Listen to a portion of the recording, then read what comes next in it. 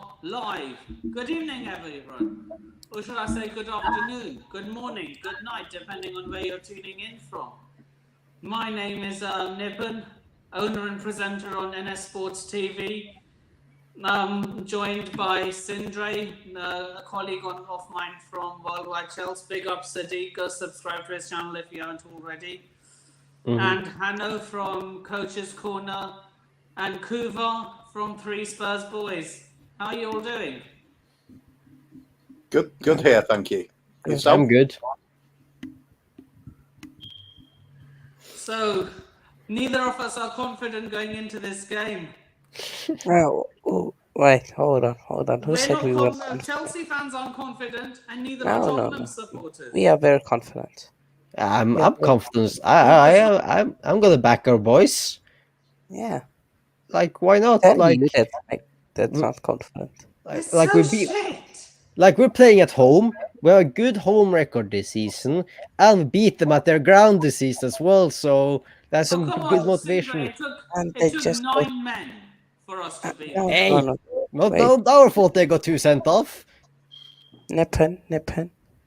True. To add on Sund, good home record. We've beaten them, and we're playing at home.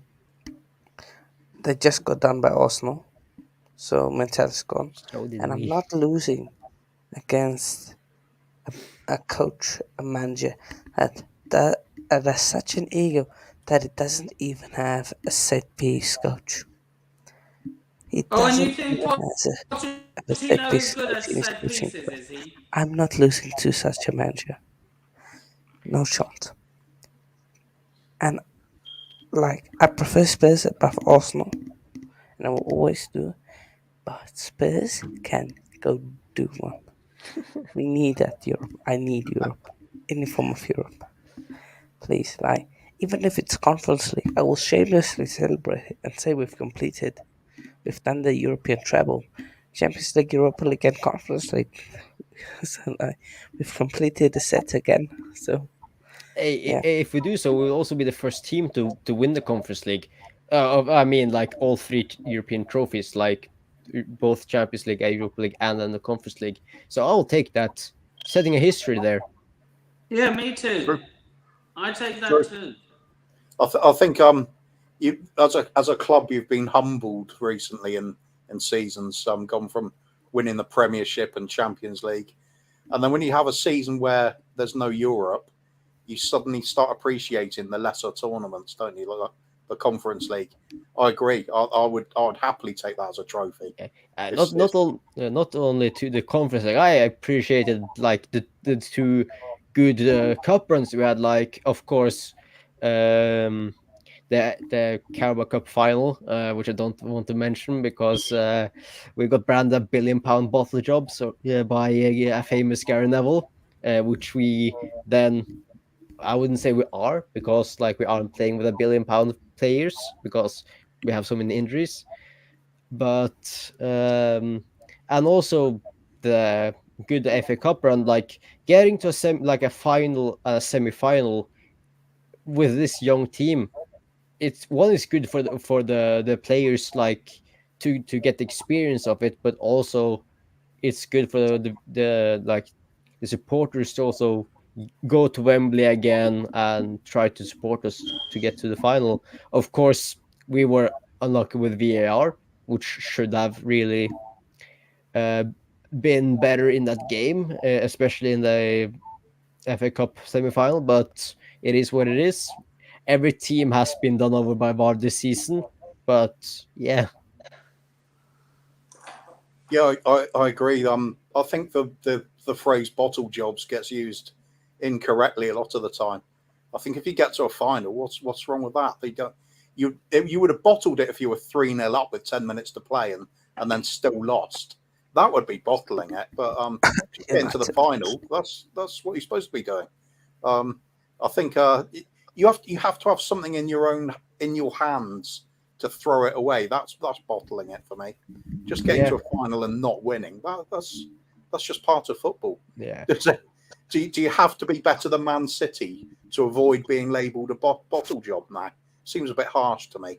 Yeah, that's true. And also the one thing I was also looking forward to, if we would have won the one of the finals, is of course taking your former, maybe arguably best manager in the recent years, who didn't win a trophy again with Tottenham, and then he wins it in his first year with Chelsea with this like inexperienced young squad as well.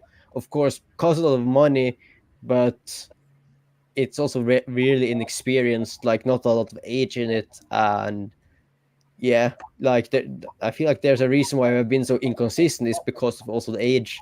Like I think we have the youngest average age in the league. Like I think we have on like 23.8, like Mm. an on average age, which is really young. Yeah, I think we had similar when Pochettino was at Spurs as well.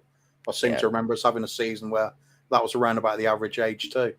Yeah, So it does favour having some high energy, youthful players in there. That's for sure.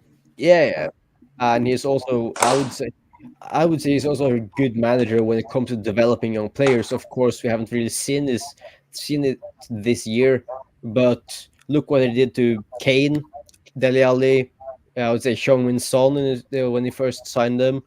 So that's why I feel also that, of course, Poch this season has been a little bit done by with injuries and stuff like that. He's But still not a good enough manager, Sindre. If you, you want to go for a league title or you a Champions League, like but to build up a squad for maybe another manager to then take over, who then can win the title. I think he's a he's the good. type of manager that builds, like for example, he like how Brendan Rodgers was for Liverpool, and how what's Nigel Pearson was for Leicester City. But the difference That's the was type of manager I see Pochettino. yeah, but the Building a difference squad, Nippon, and the then the difference is manager who takes over from him takes the squad to the next level.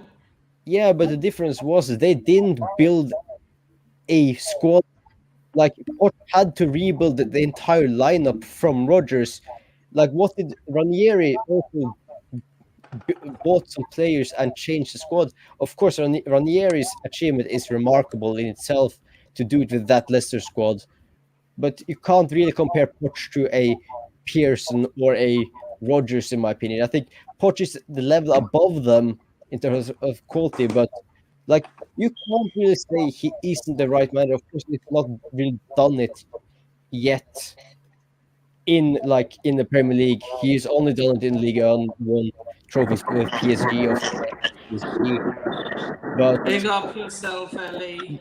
you have to at least give the man a chance to do something. If he then turns it around and wins the league title, like that's a great achievement from Poch, and he's then shown that if with the faith of the board, he will repay it with maybe a league title. I'm not saying he will, but you never know how the seasons will go. The future may look dark or may look bright, and we never know what will happen after the season if Poch stays or if he All right. will leave. Sacked. Hi, Leo. Hello. I'm at Oh, Liverpool Street Station. Sorry, we were delayed from Ben's coffee shop. So I really apologise, but I'm here now. Come on, you Big up Spurs. yourself. Yeah, big up you guys. big up. So I think Jose has joined after he plays football, he said. So he'll be joining quite soon. Nice. Okay.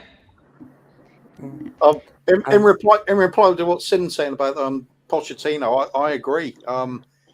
We had one of our ex-players, Dele Alli, talking recently about how the squad felt at the time when we'd pushed Chelsea and Leicester close to winning the league. Yeah. And Dele Alli said the squad felt they only needed that one or two players coming in to make all the difference. Somebody that could come off the bench and grab those extra points for you when you needed them. So if that had happened, we'd now be talking about Pochettino, who has won league titles in this country. That's the fine difference. Just one or two players. It's like when Man United won the treble, and they're losing to Bayern Munich with 10 minutes to go, and they've got a Sheringham and a Solskjaer to come off the bench.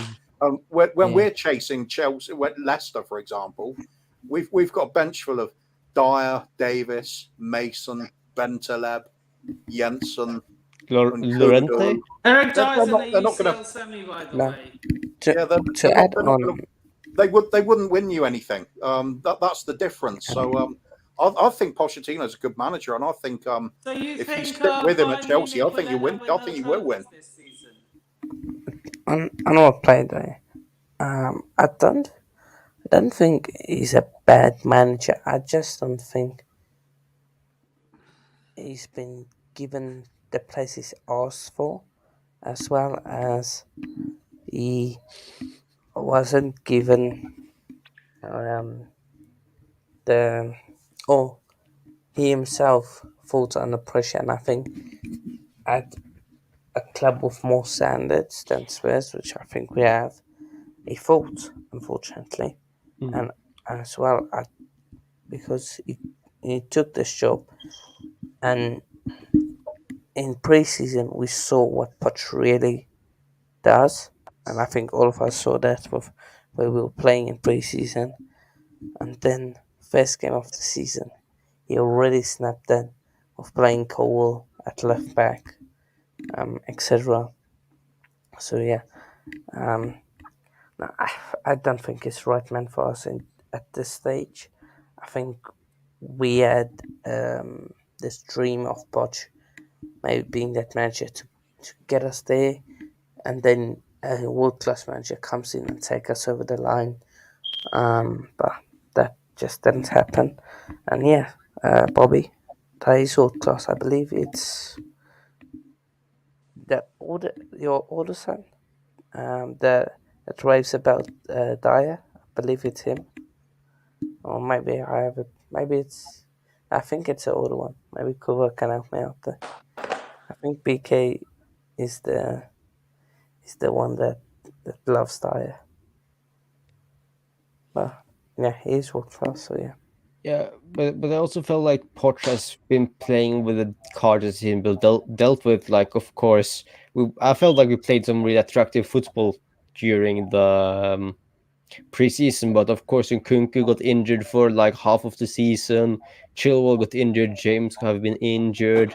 Cole, like we had so many injuries. Like he has been. I don't think Poch even knows what his best lineup is. We haven't seen our best lineup with Pochettino. Like Pochettino is turning Jackson into like at least a player that is scoring 10 goals a season in the Premier League from a guy that had like a purple patch with Villarreal, and Jackson not like Jackson has been slated this season, but I feel like he also has been really good. Like the only thing that he's been missing is putting the ball in the back of net from the chances he's had. Like, of course, I think the second worst conversion rate in the Premier League or in the top 5 leagues in Europe, only above Darwin Nunes. But they're both doing excellent in like build-up play and hold-up play. I feel like he's massively improved the season, and also now he only needs to work on the finishing, and I think it will come. Like, well, the problem is like I feel it's if we sack Pochettino this season, I feel it's also a little bit too soon because we've never really seen what his plan is, like developing these players, like taking the club from 12th place last season to, of course, not finishing top four within the first season, even though it was an aim, but at least to go higher in the table. And we still have the chance for that with like I think we have like 6 games, no 5 games remaining, and we're like if we win tomorrow, we're only 1 point or something behind Newcastle and 3 points behind United with a better goal difference. So like we still have a chance to do something this season, and I think Poch maybe can do it. And we also see the players also haven't really fell out of Poch as well. Like we saw just against Aston Villa, of course, we have been dreadful in the second half this season. Like I think it's arguably our worst season in the second half. like every time we go into second half, we like either capitulate or just concede a lot of goals. But against Villa, we saw the fight from the team. Like when Poch made the change to a three back with putting Cucurella in the mid, like inverted fullback, everything changed. The intensity increased, and we got one goal, and then we got another one. Beautiful goal by Gallagher. So we've seen that the players still want to play for Poch, and they're also like fully into what his ideas are. So it would be a shame to just cut it off after one season. It will just stagnate us, in my opinion. Like even if we get a like Conte, Zidane, or someone world class, I think in sometimes it will also stagnate us to in the beginning at least of the season, because players have to adapt to the new coach. Yeah, no, Oh. I think I agree to you to an extent. Yes, it could. For me, I think I want Poch out definitely, but for me, the directors needs to go first, and then we look at the players that also need to go. Yeah, I don't think it's some of the directors, but yeah. yeah, as an Yeah, I Yeah. think it was a staggering amount of new players coming in since Todd Bowley turned up at the club. Yeah, And I think 100%. I always thought any manager that comes in under those circumstances is going to struggle. You're going to struggle just to know the players' names by the end of the first season, let alone find out what your best combinations are. And I think that's taken a while for you. But some of these games that we were talking before coming on stream, weren't we? And I was saying some of these performances you've had against Manchester City, in particular. I remember a 4-4 draw earlier in the season, and I thought you were fantastic in that game. There's something going on there that I think is really working, but you're let down with these key elements like Jackson up front. I think is woeful. It doesn't matter what he does sort of in a team environment's okay. At the end of the day, you need somebody up there to score goals. If you had that, you would be getting a lot more positive results this season. Who knows? You might have even won that cup final. absolutely. Yeah, I completely agree. Absolutely. So I think that's what worries me at the moment. Coming to play Spurs. Sorry, what's that, Nick? Look, this is the least. Can I give my input on all of this, because I've been quiet for quite some time. Yeah, this sure. is the least confident I've ever been going into a Spurs game. I'm not going to lie. Okay. Okay, I'm going to ask you why. That's good for our team, I suppose. Our club. Look, think about it. Look, you just lost to Arsenal, or should I say Woolwich? I don't know. But you can say Woolwich or we're playing something. a wounded animal, basically. And you know what the saying is? There, what's it? An animal is an animal is at its most dangerous when it's at its most vulnerable. That's why I'm actually scared playing you guys. Yeah, but I got a question. If they were bullied, like you said, what were we? Like they actually scored 2 goals and almost came back to the game. We got trashed. They nearly turned the derby on its head. Yeah. So if you say they were bullied, then what were Chelsea against Arsenal then? Just 2 games prior, or 1 game prior. Do you know what though, guys? Right, the most successful teams are the ones who give their managers chance and they give them time. Because look, you can go back to Ferguson. You can go back. Even Pep Guardiola didn't win anything in his first season. Klopp, 4 years it took him. No, he didn't. The first cup he won. It took 5 years to win the Champions League. Yeah, but Ellie, I'm going to challenge you on that point because I think it was his 4th year in charge. But the thing is, you have to give managers time because they have to stamp their authority on what style of play they're going to do. Even Poch, when he was at Spurs, the first year he was reassembling the club and getting them to his mindset and his way of playing football. Right, and then we had the most successful period. We didn't win a trophy, fair enough, but he got us second and third. Spurs are not a league team traditionally, but we've only won two league titles, and our last one was 60-61. Right, so he got us credibility. The only thing he didn't do is get us over the line to get at least one of the trophies of the five that he was in. But you have to be patient, I think, because he is a good manager. He just has to get you over the line. You are unlucky against Liverpool, which you should have really won that. We really should have taken advantage of the kids coming on, but it was unfortunately the cookie crumbled Liverpool's way. I think Liverpool they've got a way of getting it over the line, haven't they? Over well, since I've been alive, anyway. Um, but yeah, patience is a virtue, they say, and I think if you stick with Poch for now, you sack him, then you've got to start all over again. It defeats the object. Yeah. That's my opinion, anyway. Yeah. No, I'm going to come on to that point of view. Say, managers with time succeed. If you look at as Chelsea, Madrid, Bayern of over the last 20 odd years, we haven't given managers 2-3 years.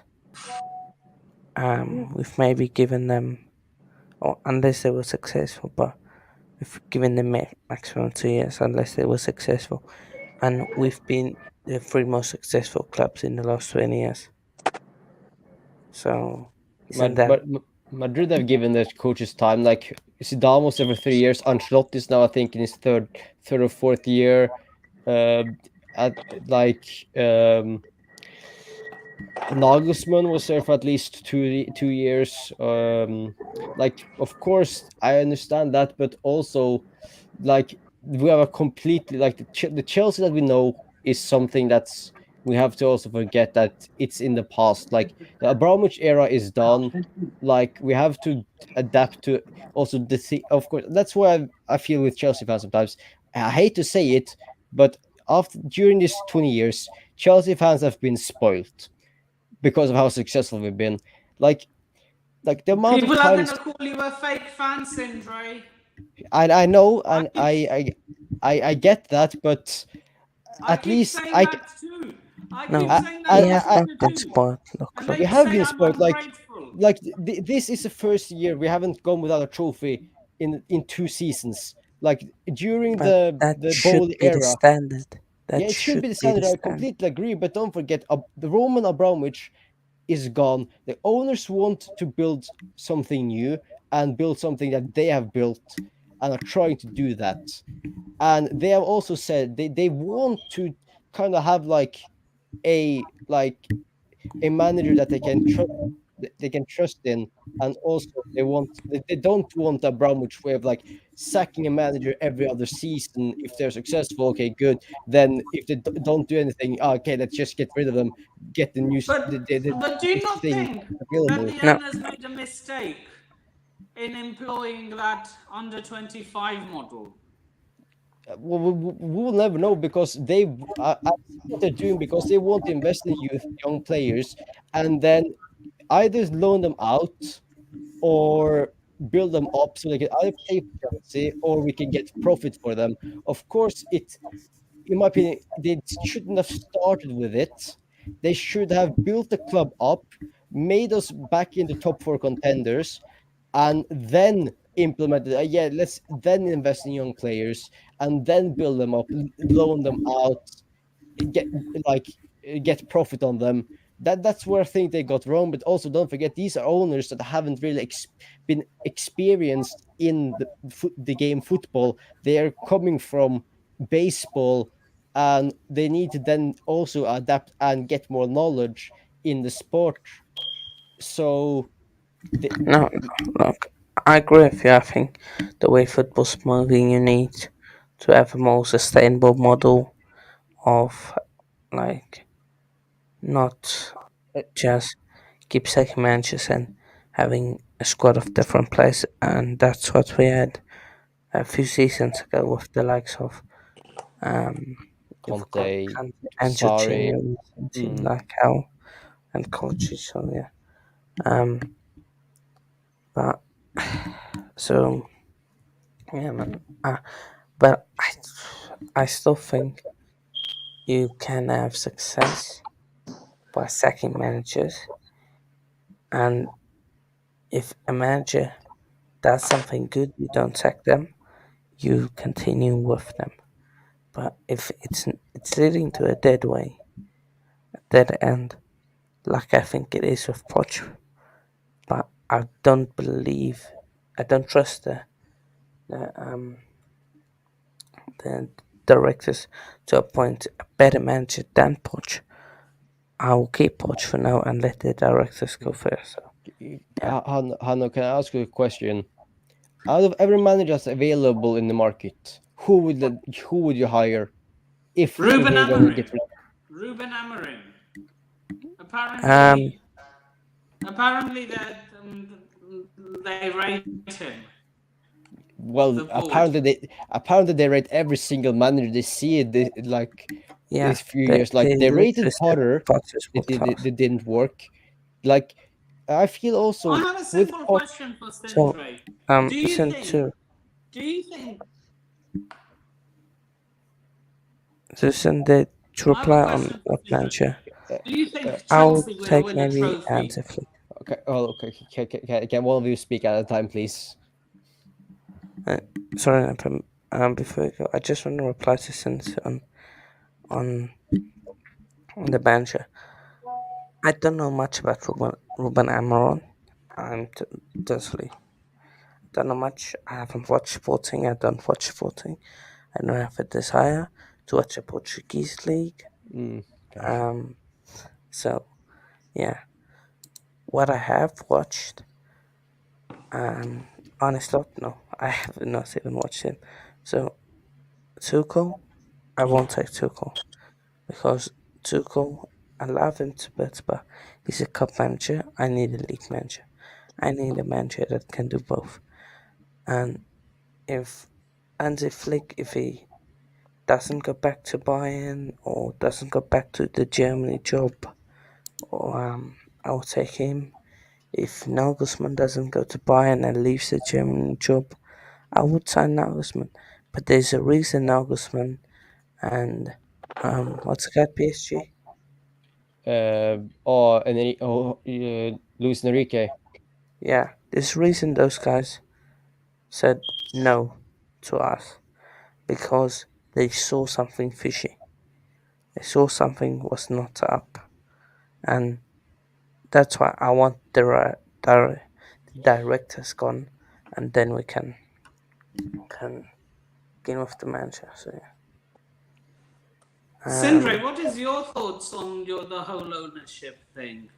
Like it's a difficult one. Like of course the owners need more information and they need to adapt into football.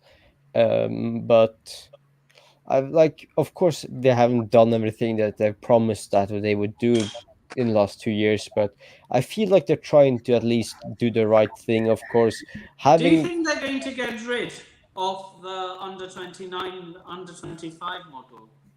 they have they are go they have it's already been reported that they have done that. Of course, it wasn't the Do you it, trust Simon Phillips?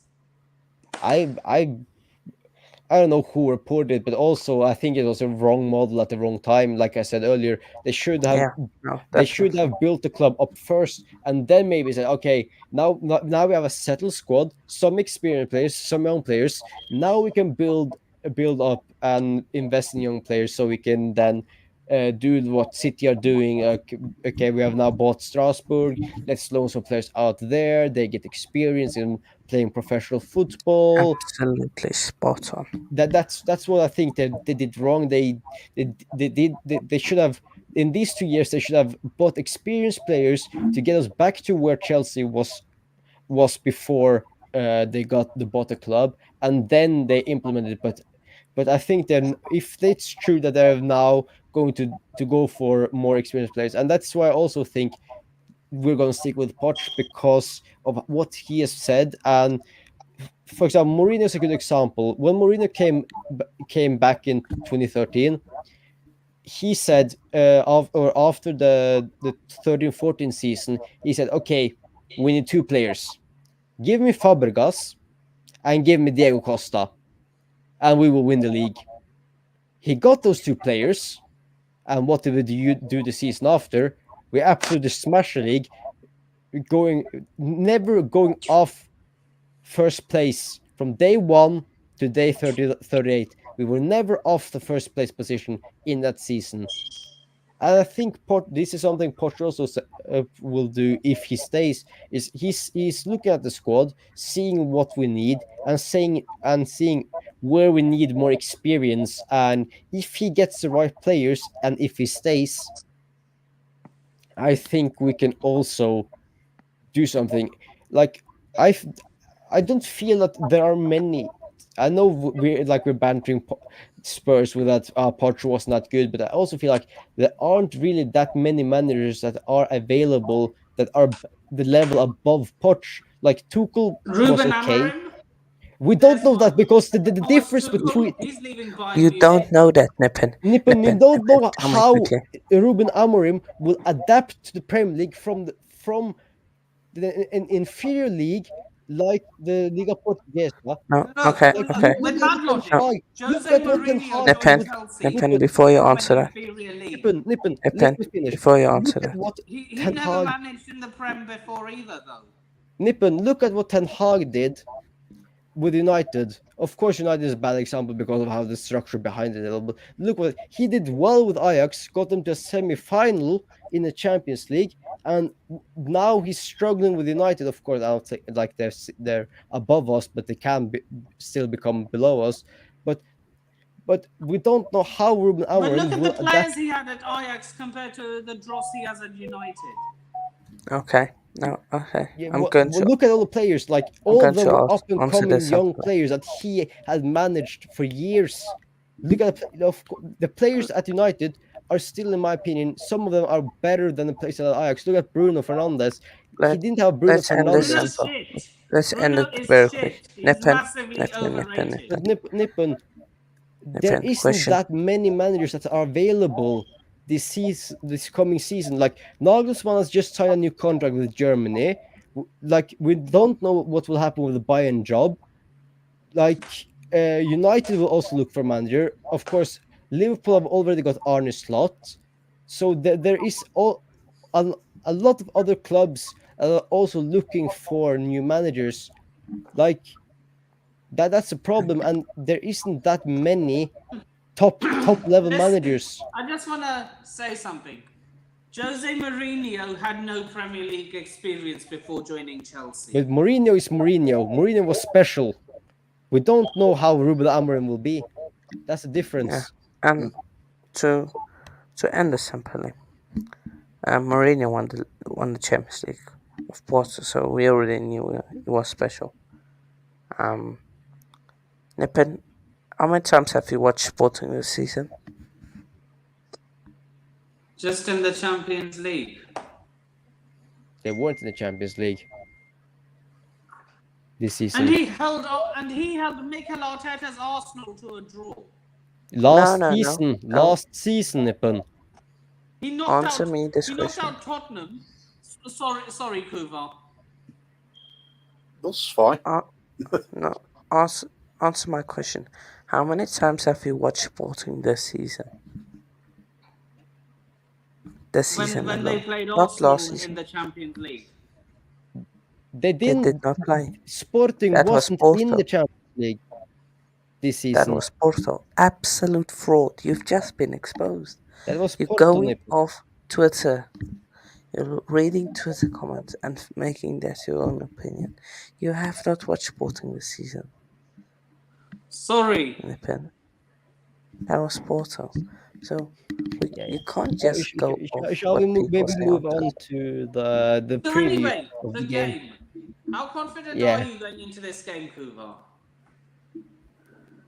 Sorry, how? How confident are you going into Not in the slightest. We're we're in absolute transition at the moment. Players clearly not capable of playing the way the manager wants, and we're radically going from one style of football to another. Half your squad gets into our team, by the way. How many Spurs players get into your team? I wouldn't say half Quite the squad. a lot. No, not half. It's Mickey not Van that der lot. Ven. Mickey Van der Mickey Van der Ven gets in. I'm taking him over Axel Disaster every single day Yeah, of the week. no, okay. Let's run for it. Mickey Van der Ven gets in. There's a lot that's debatable. I'm taking Vicario over No. This season, this season I would take Vicario, but I think in the long run maybe Petrovic will become better. There is, I think, 3 to 4 years difference in age as well. But I think Vicario, Van der Ven, Udogi when he's fit. Yeah, I'm taking Udogi over both. No. Cucurella and I'm taking Van der Ven. I'm taking Son. And I'm taking if we were to make a combined 11, this would be mine. Vicario, Udogi, the centre-back partnership of Van der Ven and Thiago Silva. And then at right-back, I would go with... It has to be Pedro Porro.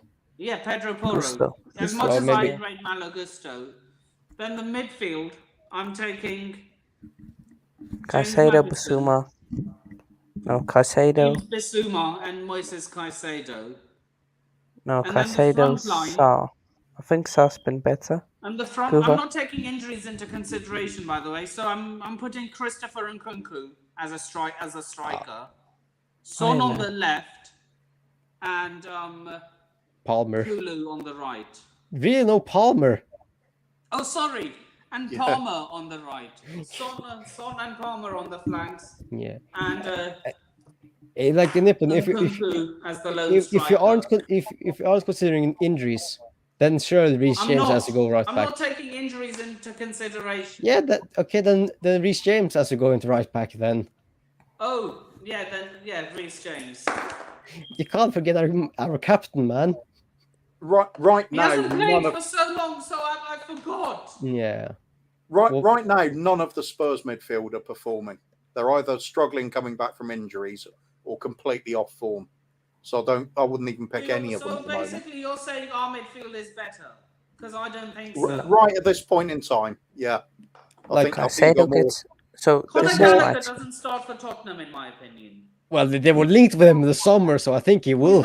He's not better than Conor. Sorry, he's not better than James Madison. But right now he is.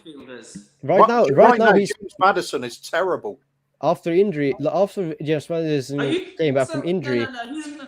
He's not better than Conor. Sorry, he's better than Conor Gallagher, though. In general, yes, but not right now. Right now, he's absolutely way off form. There's lots of our fans saying they want him out of the team. He's playing very badly. But I mean, so that puts Conor Gallagher ahead of him. Cole Palmer's light years ahead of anybody we got playing in an attacking sense. I think you've got some players that are on form at the moment, but we've got some that big name players. Romero, for example, I think he's possibly on.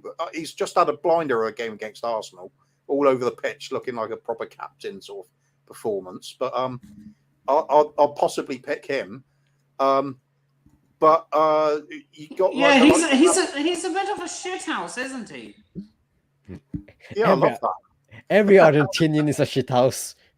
Why does everyone love shithouse players? Because they're doing the dirty work. Yes, it's a tribal based sort of spectator sport. So you see one of your players doing something to really annoy the opposition. Yeah. It's fun. Yeah, we don't have any of them in our team anymore. And Enzo, Caicedo, I would say sometimes. I've never seen Enzo be a shithouse. Did you see him against Mason Mount when he beat United? That's some shithousery, man. No, I would say almost every Argentine. From what I heard, he called him a puto. Oh, okay. Let me tell you guys. I'm taking Van der Ven. I'm taking I'm taking Papa Sarr. I'm taking and I'm taking Madison. Then and I'm taking Son. That's a 4. I'm taking 4 Spurs players. Yeah, I would take Vicario. If it's based on this season, Vicario, it has to be Pedro Porro. I would say Thiago Silva and Van de Ven, and at least Udogi, so that's already 4 Tottenham players. Oh yeah, sorry, Udogi. Yeah, Udogi has been far better than any of our left backs. Midfield, I think I will arguably go with Casado and Gallagher as the 2 DMs. Like, I think Gallagher has been better than both Bissouma and Papisar, especially when he's played in the CDM role, and he accommodates Casado much better than what Enzo does. Like, so I'll go differently with Conor Gallagher. I think he looks better when he plays further forward for you. Yeah, but I feel like yes, he does that. Sometimes he does that, but I also feel like the Aston Villa game, when he plays with Casado, they work better together than what he does. What Casado does with Enzo, and I feel that's also why sometimes we have been so like disconnected in midfield, like from midfield to attack, is because they haven't, like, Casado has to do so much work alone in that in one of the pivots role. He has to maybe cover both his role, and also Enzo's role. Big So up, Jose. I just think Moises and Conor Gallagher works better together as a pivot in that 4-2-3-1, which also Poch prefers to play in. Also, I think I don't think Poch has given control to Enzo and Casado because he hasn't set up in a way that they can control the game. Yeah. But I get your point. Enzo has not benefited from this whole system. Gallagher has been better because of the runners, because he has got that engine in him. That's why I would have saw there. I would put Gallagher, but I wouldn't have Gallagher and Madison. No, but I would maybe have Gallagher like in the DM and Madison like in the attacking role, but because the creativity Madison offers as well. Of course, started the season brilliantly, but of course after the injury, he hasn't been looking really well. So I would also arguably say right now, I would maybe have Noni in the team, like from what he did against City and in the FA Cup, and what he did against, especially Aston Villa. I think like he played really well. So I would arguably have him on the right wing. Palmer can also play in the 10. Son on the left, and it has to be Jackson or Charleston up top. Nah, Son up top, Son a striker. I don't know Kova. Be up to so I don't know who's left wing. Who's left wing then? Who's left wing? Left wing. If Son's up front, then who's left wing? It has to be Mudryk. Sterling, Mudryk, Brennan Johnson. Charleston can also play there. Like, so I would say play Son. So he's also better at the left wing position than he's as a striker. That's where he's been thriving the best. And it's going back to this argument of what is them at their best or them right now. If it's right now, I'd say the only 2 players out of both Spurs and Chelsea combined. Ignore the defence. I think we can make a decent defence and we can put a case for a goalkeeper and be content with that as a combined one. Yeah. But other than that, I would only pick Conor Gallagher and Cole Palmer as the outstanding performers. At Spurs, all of our midfield have got different sort of struggles at the moment. Sarr was fantastic earlier in the season, so was Maddison, but they haven't been recently. Bentancur is a Rolls-Royce midfielder. I think easily could play for Manchester City when he's fully fit and on form, but he doesn't seem. Wait, who does he displace in City's starting 11? Because he doesn't have to displace it. it. He's good enough to be in their squad.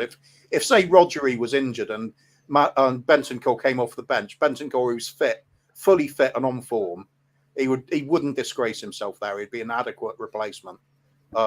It doesn't mean I'm saying he's better than Rodri. I'm just saying he's well capable of playing in that Man City team. He has a quality to be in the City squad. Yeah.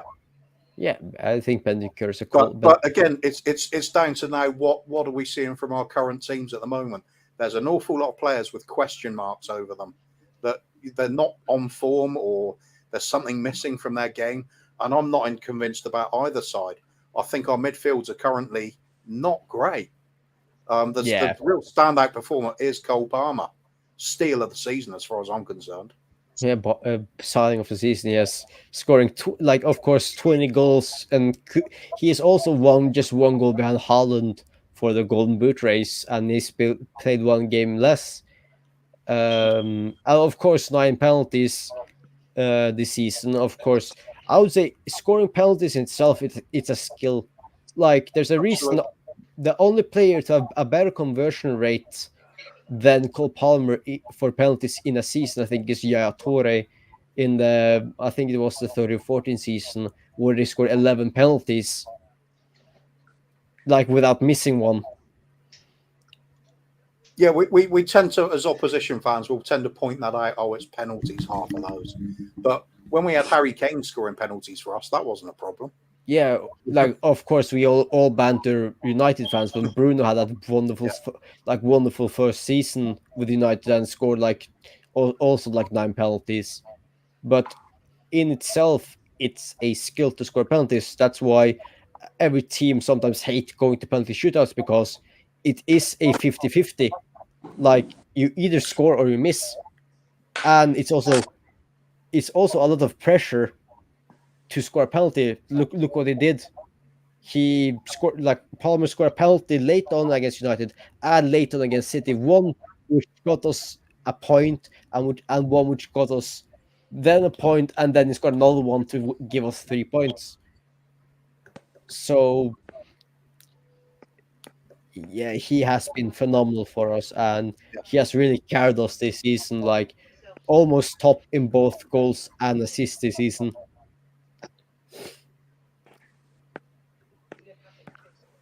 So yeah. Yep, Jose. Nippon's still there or froze? No, can't tell if you're frozen. Yeah, I'm here. I'm just replying to a message. All right, fair. Yeah, fair. What do you reckon, Jose? We've been talking about combined 11s at the moment. Chelsea and Spurs. It's woeful, isn't it? It's woeful to even look to see. There's only a couple of standout players on both sides, I think. You're fighting for a European place. We're just fighting for pride. There's a difference between our teams right now. We are also fighting for a European place. What do you mean? Okay, if we win for Champions League.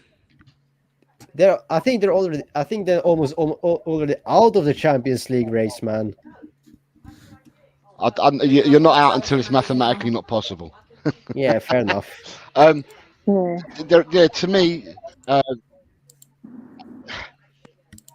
To me, we're both manager-wise. We're both at the same stages of. We've both been at the same club. We've both been at the clubs for the same amount of time.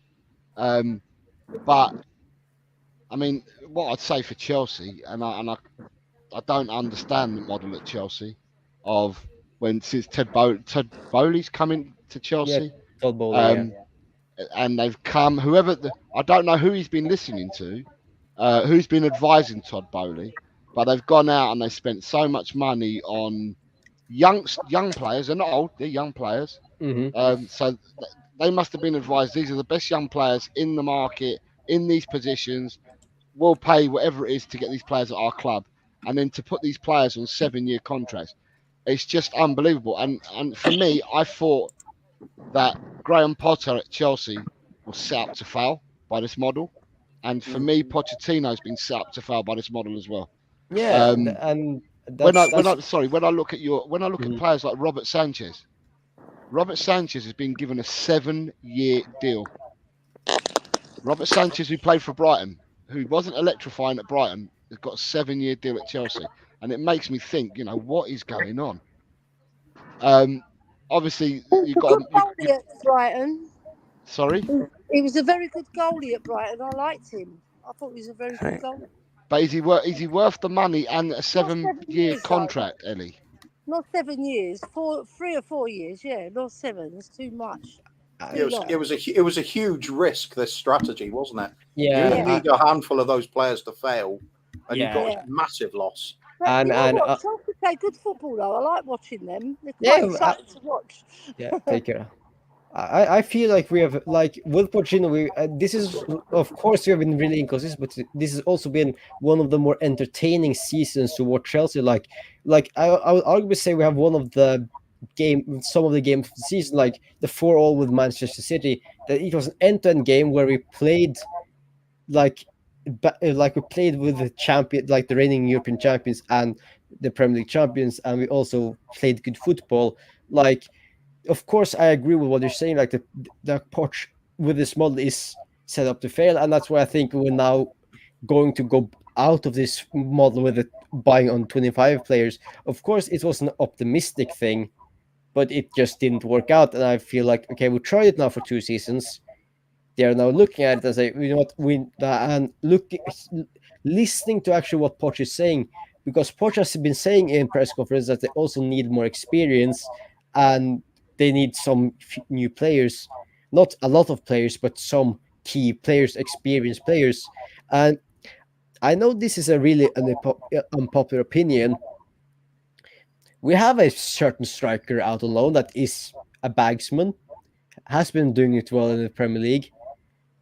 Of course, did a really bad interview with a certain Italian news paper, but I feel instead of just going out this summer and spending between 80 to 100 million on the striker, why not give Lukaku a new chance at the club? Of course, not a lot of Chelsea fans will agree with that, but he is experienced. He is a leader. Don't forget, he's one of Belgium's captains, and I think we are creating more chances now than when he played there with on the Tuchel. So why not give him a chance, see what he can do at least for the first half of the season?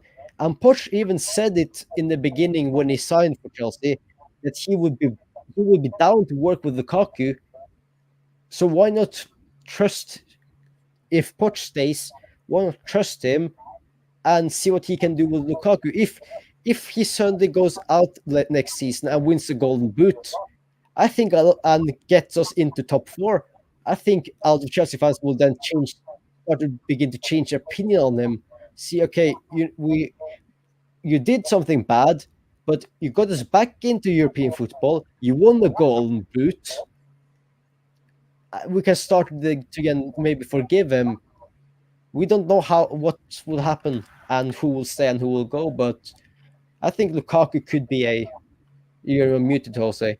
Sorry, with what you're saying, right? Are you saying that Chelsea at the end of the season have to refresh the squad? Is that what you're saying? No, not all of it. Some How, of how, how many players do you think you need to refresh?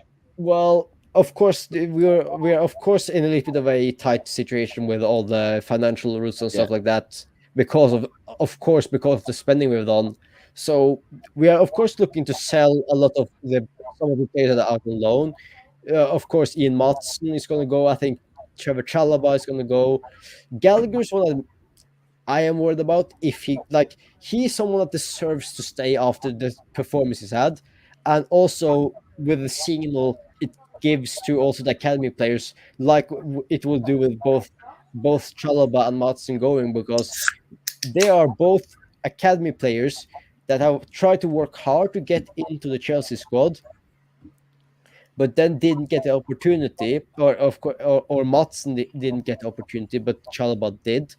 But the owners will look at him and say, this is someone that will look good on the books, pure profit, and then we could uh, use that to invest in other players. So we also know Thiago Silva is going to leave, so I would say arguably one centre back because to because we have Colwell, Badiashile, Disati, and then Fofana. Fofana. Fofana, who's the best centre back you've got, but just Yeah, hasn't been able to play because he's injured. But he's the best yeah, player. He's the best centre back you've got is Fofana. and that's why I think we need at least 5 centre backs because of injuries. But he has been getting some recurring injuries. Fofana has been really lucky with an ankle breaking for Leicester, and then I think 1 or 2 ACL injuries for Chelsea, at least one, which is really unfortunate for him. He is brilliant when he plays, but we could need another one just to cover with injuries. Left back is iffy because we have both Correa and Chilwell. Chilwell struggling with injuries. Cucurella hasn't really. He's been showing at least against Aston Villa why we signed him from Brighton. He has been he was really good there and also against Man City. Is Matson not? Matson's a left back, isn't he? Yeah, but they will look at him and say this is pure profit. He also wants to leave now. Or does he? He said it. He's at Dortmund, isn't he? Yeah, Matson. he's playing right now. Yeah. Yeah, but he said it that he wants to leave the club now. So I think we'll sell him. Midfield, I wouldn't touch. Like we have spent 200 and something million on 2 midfielders. There's no need to invest in that no more. And the same with attack. I wouldn't invest anything in the attack as well. Like Jackson can do a job.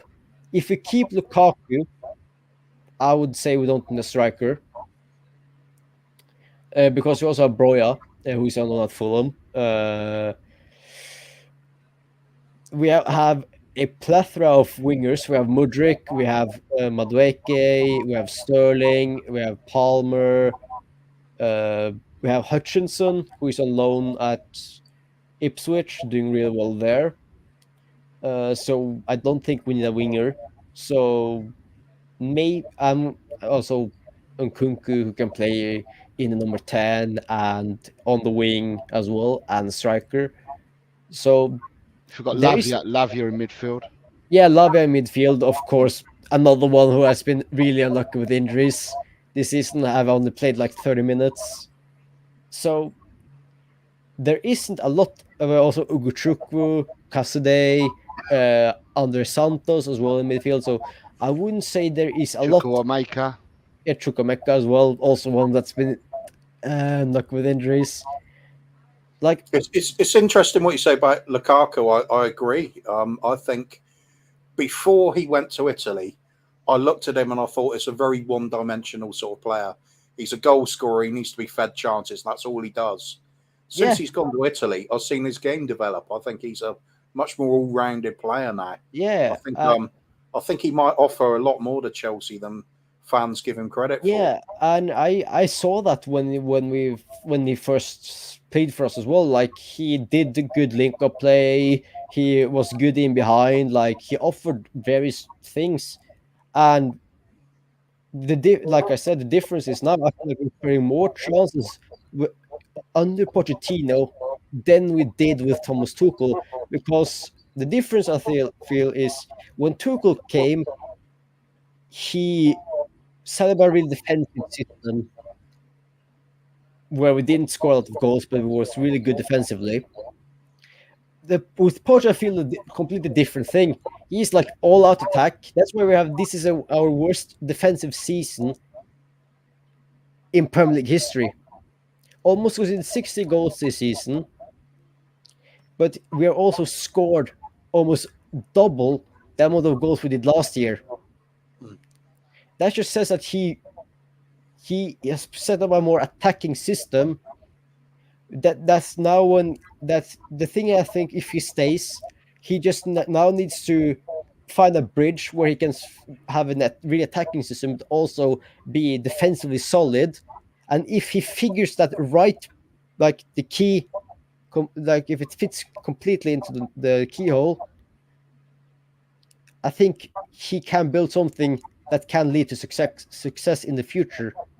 It's just that Chelsea fans aren't. And that's why I think we're spoiled, because we aren't patient with managers. Yep. We see a manager, and immediately when he starts to, like, when we go like lose 2 to 3 games, every single time I see this manager out, this manager out. But we just can't be patient with a manager. Like, we banned Arsenal fans, we banned the Liverpool fans when they were going through the rough with Arteta and Klopp. But look what these managers did. They came in, turned completely rebuilt the squad.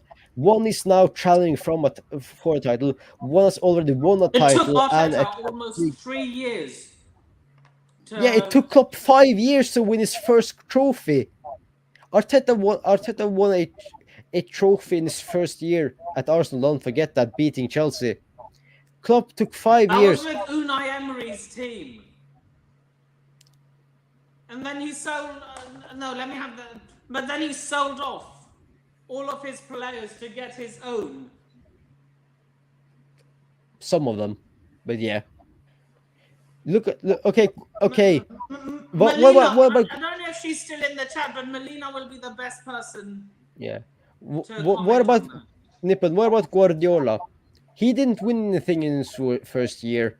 It took him 2 years at City to win it, and that wasn't his team. He had Pellegrini's team when he first But the won. difference is he's won something with his own team as well. Arteta hasn't, not yet anyway. The difference between them all, in all honesty, and it's the difference between Chelsea now, Tottenham now, Liverpool back then, Manchester City back then, and Arsenal. The difference is that the team that Guardiola walked into was a far better squad than Yeah. any of the other teams that we can mention in there. Us, yourselves, Arsenal with Arteta when he first went there, Klopp when he first went there, Guardiola when he walked through the door. He had the best squad to start off with when he walked through the door. That's true. That's true. Didn't win the league, as you quite rightly said, but figured out immediately. I have You know a question what? for you, Jose. Who do you hate more, Arsenal or Real Madrid? Since you support both Barcelona and Tottenham. I don't know where you're getting Barcelona from, because I don't like Barcelona at all. Oh, sorry. I thought you had a team in Spain. Yeah, Deportivo de La Coruña. Oh, sorry.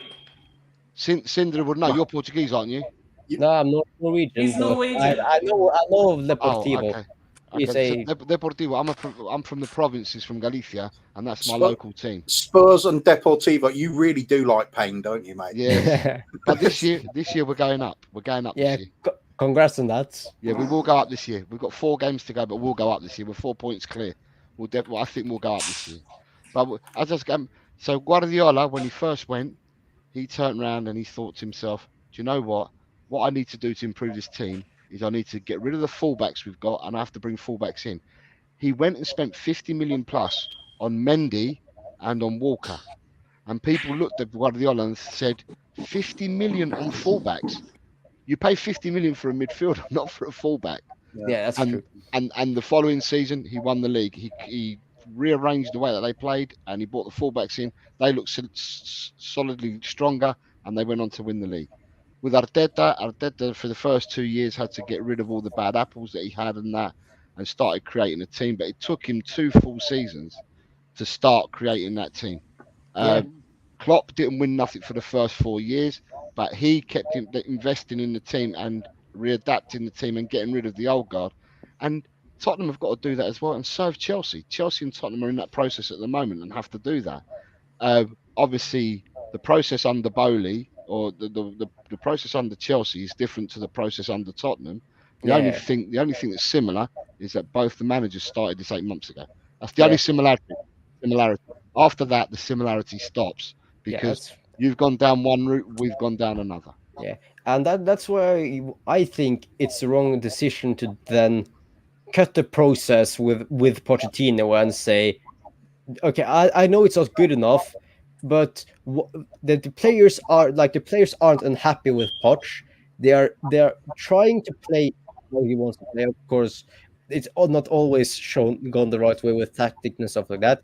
But also look at the bench we have had during the season at some, and sometimes they are like 3 to 4, maybe 5 academy players on the bench. So he doesn't really have a bench to look to if things isn't going the right way from his game plan. Sometimes he can adapt it and get it right. Sometimes he doesn't. That's what managers do. But I feel the wrong thing is to then cut the process in half.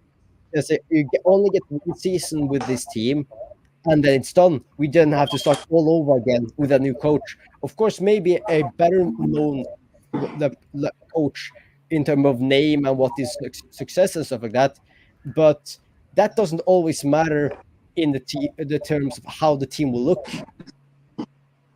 So it's, if in my opinion, it's just a waste of both money, which we are sometimes lacking because of all the rules. That's why they haven't looked at it sack him earlier. That will cost to sack him, and it will also cost to then to find a new manager and then hire him. So that's waste of money. Try to build something with Poch, and then if it doesn't work in maybe 1 or 2 more seasons, at least give him until December. If it doesn't work by then, I could accept, okay, maybe it's about time to go, but give him more time to build his team and install his philosophy to the squad. Yeah, I agree with all of that. But does he even have a philosophy? You can completely see that. Of course, you can't see it in the first glance of it, but it will be showing the further down the road we go, because it's hard to show a philosophy when you have loads of injuries, when you have loads of players. Like I said earlier in the season, Poch doesn't even know his best squad yet. Pochettino So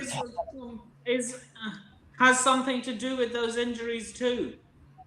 He has such brutal training methods. But I tell you what, in the end, you'll be one of you might suffer this season, but from next season onwards, I would like to think that if you still got Pochettino there, you will become one of the fittest teams in that league. He did that with Tottenham. Yeah, he made Tottenham one of the fittest teams. Yeah, we had injuries as well. But how? When all our players keep dropping like flies. Because they drop now this season, but next season, for one reason or another, the second season, the injuries lessen. He gets another pre-season under the belt, and you're more used to the training and the tactics that you're given, and they'll improve. Your injury situation will improve next season. But what I wanted to ask you both, sorry, I'm going to ask you both this question. Yeah. What is your defense tomorrow? Who's your defenders tomorrow? Because I've been hearing lots of stories about Chelsea. Yeah. 14 first teamers out. Yeah. And I was trying to work out your defense for tomorrow, and I've got 4 players. I think you've only got 4 players left to pick from. Yeah. It's if goalkeeper, if we're going to go over the back. No, not the keeper. I was talking about your defense. You've got 4 defenders. Gilchrist. Yeah. Disaster. Gilchrist. Disaster is out, so it has to be Chalobah. Yeah. Badiashile. Yeah. And Cucurella. That's your defense. And that's exactly what I thought your defense would be tomorrow. Yeah. I don't think you've got any more players to pick from. Like Malo Gusto, is he not going to be playing? Gusto is injured. Gusto's injured, and you've lost Silva and Disasi for the rest of the season. We're going to have to go for that academy kid. Is Disasi also out for the season? I think so. I think Disasi's out. From what I think Disasi's out. From what I heard today, I thought Disasi and Silva were out. He has been one of our most consistent defenders. Where did you get the source from? From the Chelsea show earlier. I will check the Chelsea official app to. You were on another Chelsea channel, were you? No, I watched the show earlier. Is it Lewis? Lewis has got a Chelsea channel. Carefree Lewis. That's the one, Carefree Lewis. It was on that channel that they were saying about the players that you'd lost. Big up Carefree Lewis, though. Yeah, so that's the channel that I watched earlier, and that's where I saw what he was saying about who's going to be out and whatever, who's out now for the rest of the season. So and I tried to count it, and I thought to myself, well, Chelsea have only got 4 players to pick from. Yeah. or four players I think would start the game. See, this is what I mean about Pochettino's training methods. They're all. But it's not always Pochettino's training methods. Also, some of the players we have is injury prone, and some of them. That's also the problem with signing young players. Like, don't forget, some players aren't even fully outgrown yet. Some players, like some of the younger players we have, is still going through changes in their body, and therefore it's also easier for them to pick up injuries. Also, I don't recall us having anywhere near 14 injuries when Posh was in charge. Yeah, and that's what. You guys were just lucky that No. you had almost all your squad fit at the time. But you bought players. Why would that make us unlucky? What about you being unlucky? Yeah, that I'm half saying our both. players are injury prone. Yeah, that is very unlucky. But then the thing is as well, some of the players that you bought, right? You bought them with injuries. You bought Lavia with an injury. You bought Nkunku with an injury. These players weren't fully fit when you bought them from the clubs you bought them from. That's they were true. already bought. They were already bought with injuries. So if you're going to do that, Levi Koval has been. Sorry, not Levi Koval. Fofana has been extremely unlucky. He's had 2 impact injuries. They've not been from He's training. never going to get to the heights that everyone expected him to. We can just forget about it for Fofana. You never know. Some players can bounce back from an ACL injury. It takes time, but you can come back from it. But it takes time. You just need to give him the time. Yeah, you've got to build your body, your muscles back up, and get everything back in sync. And that can take you another 12 months comfortably after coming back from the injury. Yeah, especially we know this. We know this with Bentancur, don't we, Kuva? Yep, Virgil van Dijk as well. These players have had it, and they take time to come back. And look at Van Dijk this season. Yeah, they take time to come back. Yeah, and we're all told in particular Van Dijk was finished. He'll never be the same player. Yeah, I think he's had a really good season this season. Yeah, same. But yeah, tomorrow. I mean, thinking about tomorrow's game, I normally say a game is won in the midfield. Yeah. Tomorrow, I'm not sure about a game being won in the midfield. Sorry. How do you think Ange Postecoglou is going to line up for Tottenham? The game for me tomorrow. Tomorrow is going to be Kuva. It's going to be your score tomorrow, I think, because to me it's going to be a basketball match. No midfield tomorrow. It's going to be between the defenses and the attacks tomorrow, because it's who can defend better and who can attack better. I don't think it's going to be a midfield. Normally I say the game's won or lost in midfield, but tomorrow with Chelsea, with the lineup that you've got, the lineup that we've got, or that we can possibly have, I just think the game will be is who can defend best and who can finish their dinner. I don't know why so many of your fans are scared going into this game. I'm not. I never said I was scared. I am. I'm not. I've seen, like I said earlier in the show, I've seen too many of those games where Chelsea have turned up, and the only thing that's been missing is a quality goal scorer. And I've seen those matches against Manchester City and in particular really stood out. Arsenal in the start of the season. Chelsea have turned up. Remind me again where Chelsea are in the table. We're still inconsistency, isn't there? We're still 3 points behind Newcastle, who's 6th and 7th. If you look at it that way, you're only 12 points behind us. That's only 4 points.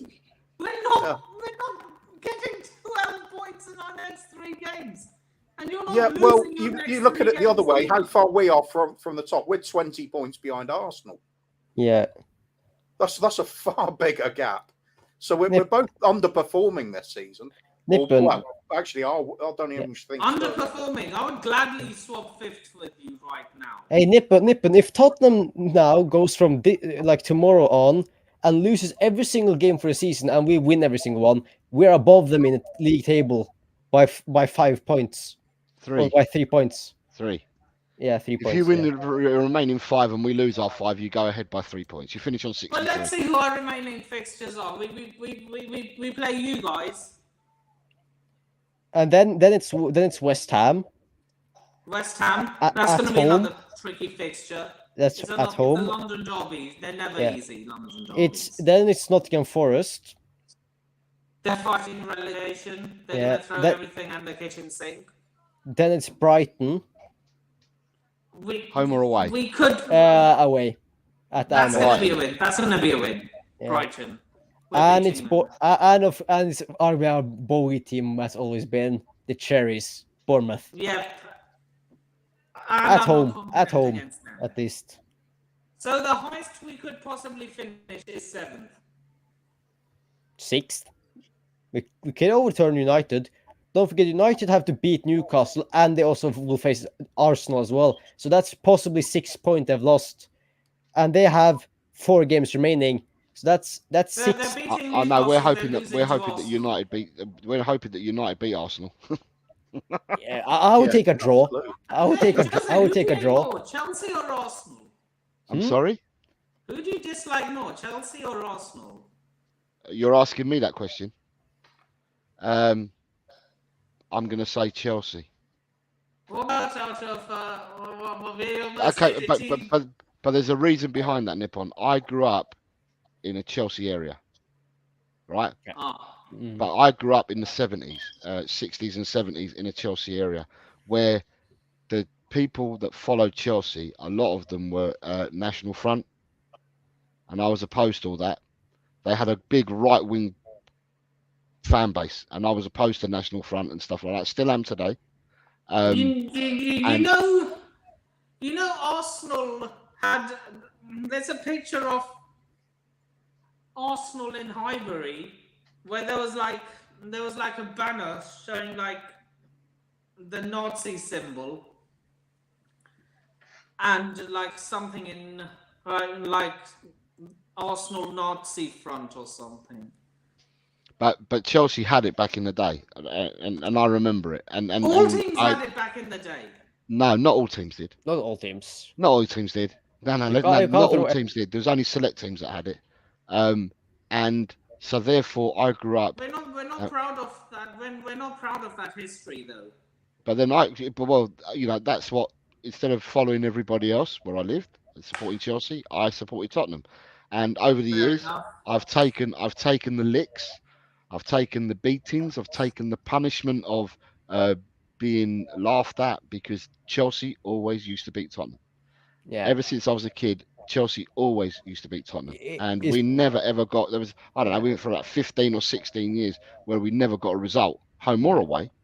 And at the end of the day, through thick and thin, I've still remained Tottenham. There is nothing that would have converted me to be a Chelsea fan. Nothing whatsoever. There's nothing that will make me an Arsenal fan. Nothing at all. There's nothing that will make me an Arsenal fan either. But there we go. there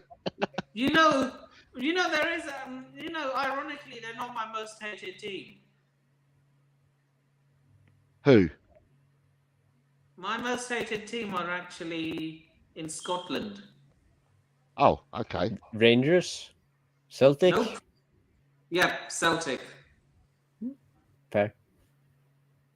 Yeah. Because Rangers are my favourite team in Scotland. Would you guys say one of the worst days of your watching Tottenham was Battle of the Bridge? Is that one of my worst days or best? Yeah, like one of the worst games in terms of what it meant for you guys in the result. It didn't bother me, that game. Didn't bother me at all. Why not? We had lost. That literally ended your title. No, that's not the one. It was drawing at home to West Brom before that. That's what ended it. In my opinion, if you had beaten us, you would have won the league. Nah. Like the only thing that the Battle of the Bridge did was actually just didn't score. You win the league. It's the only thing it did happen was actually just confirm the title that mathematically Leicester had won the title. Yeah. We weren't going to catch up with the games that they had left. It was the game before that. We played West Brom at home, expected to win it, and they drew with us. And that was it. The wind had taken out of our sails. It was over. We knew it. Yeah.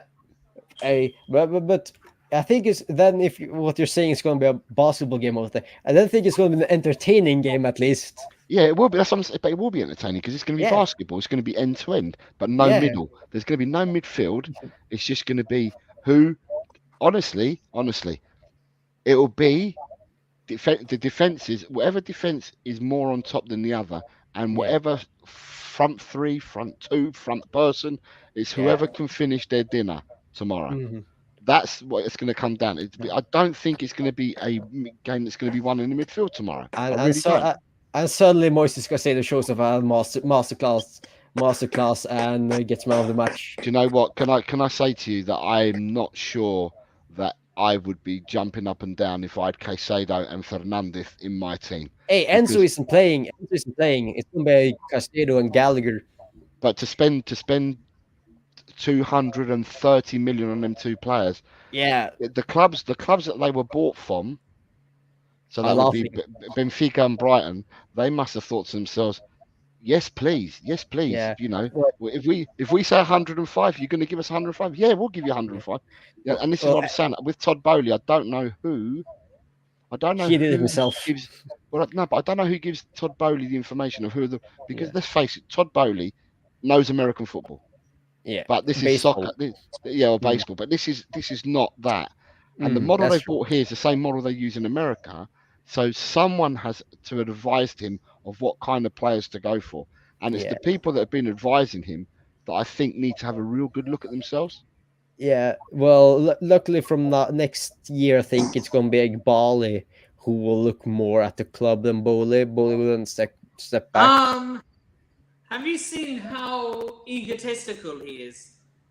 Nope, I don't care. To be honest, a lot of his decisions are to the detriment. Well, then I will wait. The two below us don't really care. This is more about you and me. Yeah. No, but the thing is, you've got your issues at your club. Believe me, we've got our own issues at our club. Yeah. So, you know, for once, we're listening to your issues rather than having to listen to our own issues, which we listen to every day because all the Tottenham podcasts we hear all the Tottenham issues. So to hear somebody else's issues, for us, is quite refreshing, and we can take a back seat on it because we're not listening to the same. We're comparing shit versus shit, aren't we, Jose? Yeah, basically. Right now, we're not talking about midfielders. Which midfield wins the game for our teams? It's which one loses it. Yeah. I don't have any faith in either of our midfields as things stand. Well, the problem I feel like with especially Caicedo, of course, the one thing that really scuppered the deal up was Liverpool coming in, because don't forget, if Liverpool would have come in, we would have gotten him for like 80 million. But that's still 70 million too much in my eyes, because I don't think Caicedo for me is not worth more than 10 million. I think he's been found out. I don't think he's going to get any better. I really don't. It doesn't matter who he plays for. It doesn't matter whether he moves to another club. I just don't think he's going to get any better than what you've actually seen. I think Brighton have pulled a masterstroke. They've made an awful lot of money out of clubs. Yeah, they did. Well, especially Chelsea. They've scammed us for a lot of money. Right. Like Cucurella. I'm going to ask Joe Cucurella, Sanchez. With this question. What do you think the lineup for Tottenham is going to be tomorrow? I think the only change in defence is going to be Emerson. Oh God! I think it'll be Emerson. Emerson will replace Porro? Davies. No, because Davies is out for the season. We've missed out on that dream left side of the team, haven't we? Yeah. If only I would have loved to, just for a game, see what it's like with Emerson and Timo Werner playing together. Oh my God, train wreck! Oh, hey, but you would have been laughing if Timo then scored against Chelsea. Oh, I would build a statue for him if that happened. Yeah, if he scored the winner against Arsenal and Chelsea, I would have turned my opinion from he's not good enough to let's have a statue. That's shameless, Hoover. Absolutely. I'd go with Bissouma, Sark, Kulusevski in midfield, and the front three for me would be Son on the left, Richie down the middle, Johnson on the right. Not Kula. I'll put Kulu in the 10. I'll play Kulu instead of Maddison. Okay. Play Kulu in the 10 instead of Maddison. Fair enough. Maddison's not been performing at all, and I just think that at the end of the day, Kulu hasn't been pulling up any trees for you guys either, though. No. He's been out of the side. He hasn't been picked. He hasn't been selected for the last 3 or 4 games, and he played the last game against Arsenal, and I thought he played well. I thought he'd done well. Yeah, He did enough to keep his place in the side. that's fair. That's fair. Okay. He has attributes that can be utilised by the team for sure. And obviously Vicario in goal. Yeah. Who is your second choice? Is it Fraser Forster. Fraser Forster? Yeah. Who's currently Right, out injured for the whole season. So we got Brandon Austin as the sub goalkeeper. Fair enough. So Who are Chelsea going in with then? We know what your defence is going to be. Who's your midfield? I'm going to predict that. Who's your midfield? I think Petro in Caicedo. goal. I'm going through the whole lineup. Petro Got in it. goal. A back four of Kukurea, Badiashile, Chalobah, Gilchrist. Yeah, that's what I think you're back for. Mm. Yeah, and Gilchrist. Yeah. Midfield of Conor Gallagher, Moises Caicedo, and I think Palmer we're going in to the put 10. Enzo there as well. Enzo is injured for the rest of the season, but he just had he just course. had a hernia surgery. Gallagher, Caicedo, And Palmer in the 10. Palmer in the 10. and Palmer as a cam. Wait, didn't we try that and it ended up backfiring? He scored four Four goals against when he played Cam for you. Everton. Yeah, but what a rubbish 4 goals though. Yeah. Hey, Oh, it's the number 9's position I'm thinking of, which he failed in. yeah, I guess. Okay, Did he Palmer play? in 10, and I'm gonna Is it go gonna with be- Mudryk on one side. Sterling and Jackson. Sterling is injured. He's injured as well. I think he's not been. Okay, so it's Madueke then. It's Yeah, he's Madueke been in and partial Jackson. training. I think he's not. I think he's Sterling doubtful. on one side, Noni Madueke on the other, and Nico Jackson as the striker. Wait, I swear to God that Noni Madueke played for Tottenham. He did, yeah. He was in our Yeah, academy. he left because our manager didn't rate him. Poch didn't rate Madueke. No, it wasn't. He didn't rate him. Madueke wanted to go into the first team and wanted more first team action a lot quicker than what Pochettino was prepared to give him. So he was then. But look at how much quality you had in that position. Son. There's no way he was getting ahead of a prime Son Heung-min. But Madueke plays on the right. He plays inverted, don't he? He doesn't play on the left. Yeah, it doesn't. He's left-footed, but he inverts. He plays on the right, doesn't he, Madueke? Yeah. I mean, quite often we'd be playing the likes of Ericsson out on the right wing, just to fit players in. Lamela, Sissoko. Who else did he play on that right? was a right back, no? No, He was- he's a defensive midfielder. But didn't he also play him right mid? Yeah, he was one of those players you just shoved him in. He was just a wherever squad player. He was like an all-rounder, but yeah. Sterling has been in partial team training, so I don't think he will be available for tomorrow. So, like Nippon said, I will go Caicedo, Gallagher, and Palmer. Front three of, I think, Mudryk, Madueke, and Jackson. Because one thing, if Postecoglou goes for the same tactic that he did against us last time, those three can really cause Tottenham problems in behind.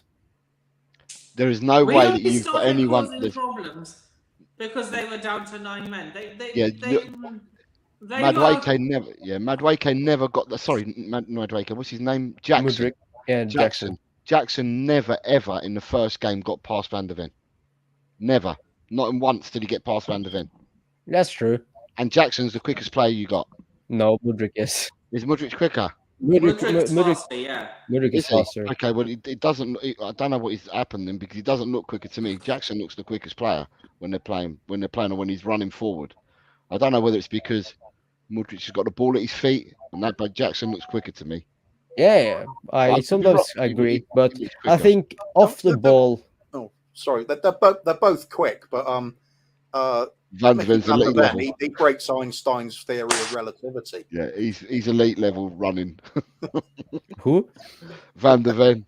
Yeah.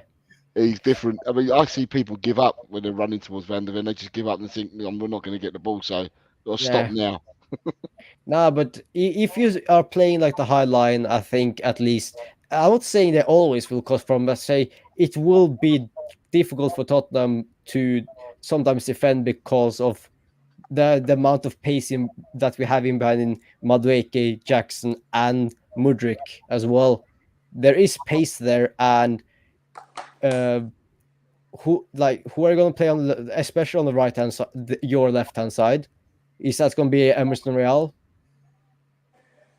I think Emerson will play on the left tomorrow. Yeah, I think. he is quick, but he isn't the quickest.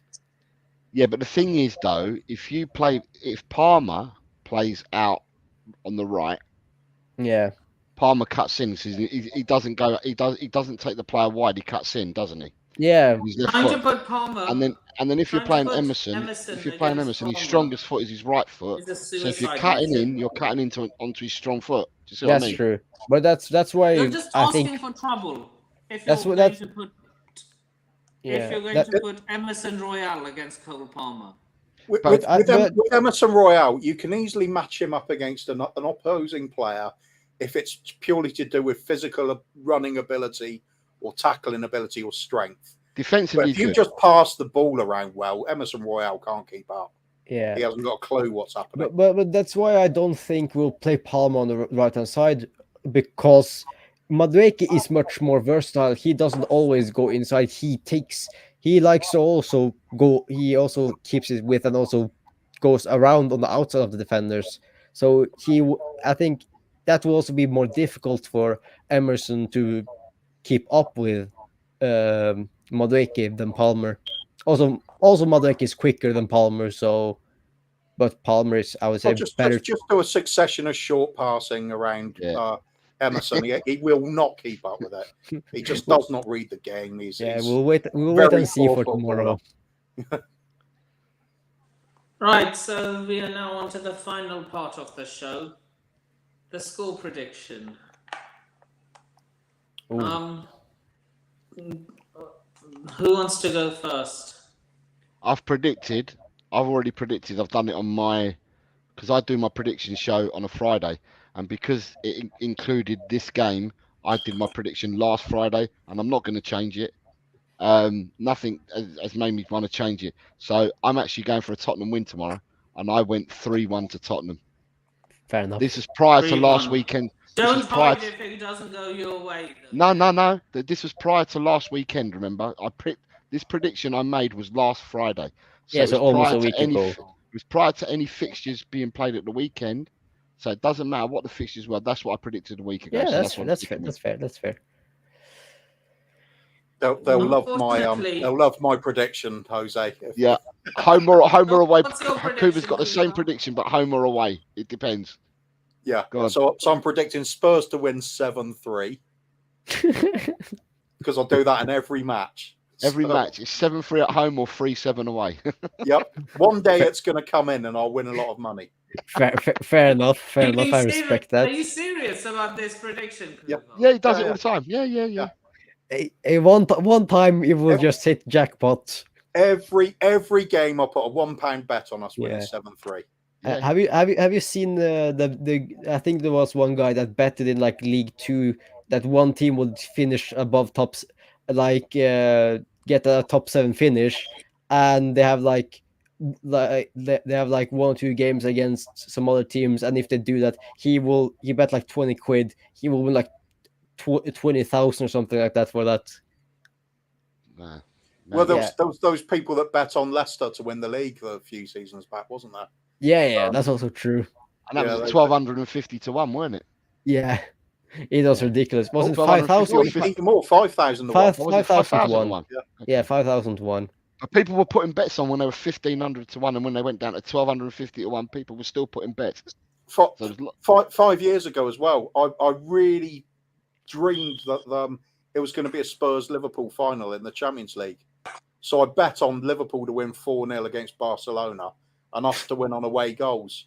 And I got a £5 bet and I won £1,400. It was lovely. Impressive. Nice. Yeah. So, Well, Sindri, what's your scoreline? I think 3-2 to Chelsea.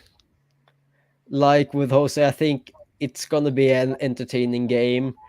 A lot of goals, but I think Palmer will score a penalty in the end of the game from a Cuti Romero challenge, which will then give us a victory.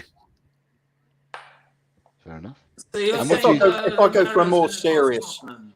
if I were to go to a more serious prediction, I was going to go for Chelsea to win 4-2. To be honest, Fair enough. I think I'm looking back to that game earlier in the season. Then. Yeah, the game earlier in the season. We talk about, it was the fact we went down to 9 men that caused that result. But I remember before we had the sending off and the penalty, Chelsea had come back into that game very strongly at that point. Yeah. I thought So it was you starting to look very good. you think we would have won either way? Can't say.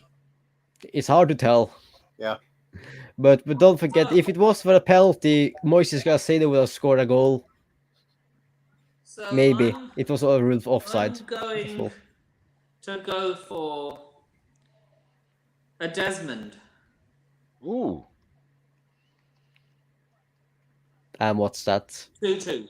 2-2. Okay. There's a Desmond 2-2 is 2-2. Yeah, I'll have to spice that one up. Desmond Lynham 5-1. that will lose a lot of people. Oh no, it didn't lose me.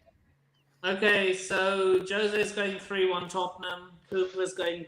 I'm taking your serious prediction. 4-2 Chelsea. 4-2, yeah. I think lots of goals anyway. Hey, that's going to be an entertaining game. Is Chelsea fan is saying 2-2, same as me. Sindre is going for a Chelsea win 3-2, and I'm going for a 2-2 draw. So we've all predicted goals. Yeah. It's so ironic that tomorrow then will be the driest 0-0 draw ever. Yeah, it will be typical that we predict so many goals and then it finishes 0-0. Yeah, either like 0-0 or like 1-0 or something like that. Really boring, like not entertaining. Kind of like the Champions League final in 2018. So, with that being said, we have now come to the end of this live preview. I would like to thank Sindre, Jose, Kuva, Ellie, and Hanno from Coach's Corner for coming on as panelists. Big up the chat, big up Bobby K, Manny, Chelsea fan, Aaron, Miss Alina, Chelsea Sessions, the Mile High, and the Mile High Hotspur. Big up all of you. Before we wrap up, Sindre, where can people find you? Well, usually you can find me on Worldwide Chels YouTube channel.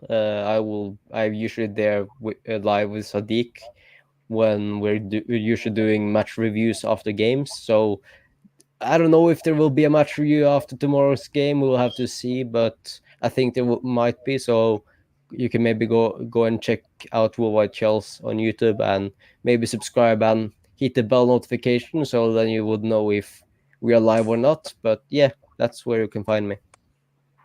Jose, where can people find you? I'm going to put it in the chat so people can see it. But I can be found El Del Cockerel is my YouTube channel. My small little channel there is El Del Cockerel. Oh, it's failed to post. Okay. Sorry. Didn't allow me to post it. I'll try again. Okay, subscribe to Jose if you haven't already. Kuva, where can people find you? There it is. 3 Spurs boys with Bobby K.